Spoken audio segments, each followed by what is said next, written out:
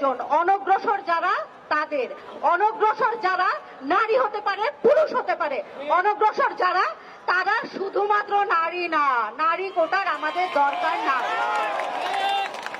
আপনারা যখন 10% নারী কোটার কথা বলছেন, 10% নারী কোটা মানে যে ঢাকা শহরের নাম করা স্কুল কলেজে পড়েছে, যে ঢাকা শহরের ঢাকা বিশ্ববিদ্যালয়, জাহাঙ্গীরনগর বিশ্ববিদ্যালয়, জগন্নাথ বিশ্ববিদ্যালয় এবং অন্যান্য পাবলিক বিশ্ববিদ্যালয়ে পড়ছে, বুয়েটে পড়ছে, মেডিকেলে পড়ছে, তাদের জন্য যেই 10% নারী কোটা, সেই একই সাথে কুড়িগ্রাম, সাতক্ষীরা, সুনামগঞ্জের যারা বন্যা কবলিত, দুর্ঘটনা কবলিত এবং যারা পিছিয়ে পড়া, সেই নারীদের জন্য 10% কোটা, এটা কখনোই সমতা হতে পারে না।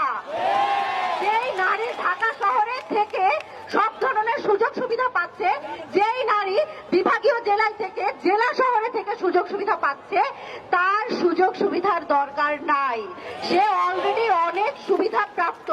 যে অনগ্রসর, সে পুরুষ এবং নারী সবার জন্য কোটা প্রয়োজন, শুধুমাত্র একটা শর্তে, যে সে অনগ্রসর। সে অনগ্রসর হতে পারে সুনামগঞ্জের, শুধু নারীরা অনগ্রসর এরকম না, সুনামগঞ্জের যেই ছেলেটা বন্যার সাথে বছরের পর বছর লড়াই করছে, সে কেন অনগ্রসর হবে না?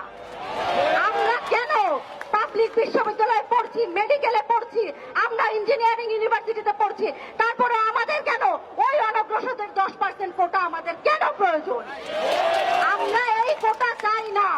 সেই একই সাথে আমি বলতে চাই যে রেলওয়েতে 82% কোটা, পোষ্য কোটা, এই কোটা যে অলরেডি কর্মকর্তা, তার ছেলে মেয়েরা কেন কর্মকর্তা হবে? আর আমার বাবা কৃষক, আমি কেন আবার ফিরে যাব আমার রান্নাঘরে? কেন কাজ করতে হবে?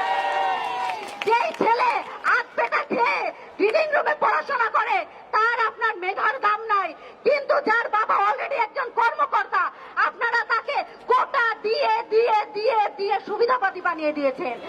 তার মধ্যে এই স্ট্রাগল সে দেখে নাই, এই সংগ্রাম সে দেখে নাই, এক বেলা খেয়ে থাকার যে কষ্ট সে এটা দেখে নাই, 18 ঘন্টা পড়াশোনার যে কষ্ট সে ওটা দেখে নাই। আপনারা সেই সুবিধা যারা পাচ্ছে, সুবিধা প্রাপ্ত জনগোষ্ঠীকে আরো সুবিধা দিচ্ছেন। এরকম বৈষম্য কেন? মুক্তিযুদ্ধের 54 বছর পরে এসেও এরকম বৈষম্য কেন? আমরা এই বৈষম্য নিপাত চাই। আমরা চাই সারা বাংলার যত মেধাবী ছাত্রছাত্রী আছে সবাই সমান সুযোগ সুবিধা পাক। হ্যাঁ, সবাই সমান সুযোগ সুবিধা পাবে। আপনারা যারা প্রতিবন্ধী, শারীরিকভাবে যারা চ্যালেঞ্জ, তাদের সাথে আমাদের কোনো সমস্যা নাই। আপনারা কোটার হকদার, আপনারা প্রকৃত হকদার। যে বান্দরবনে, যে আদিবাসী বান্দরবনে থাকছে, যার ওখানে হাসপাতাল নাই, স্কুল নাই, সেই আদিবাসী কোটার হকদার। কেন আপনার বাবা কর্মকর্তা, আপনি কেন কোটা নেবেন?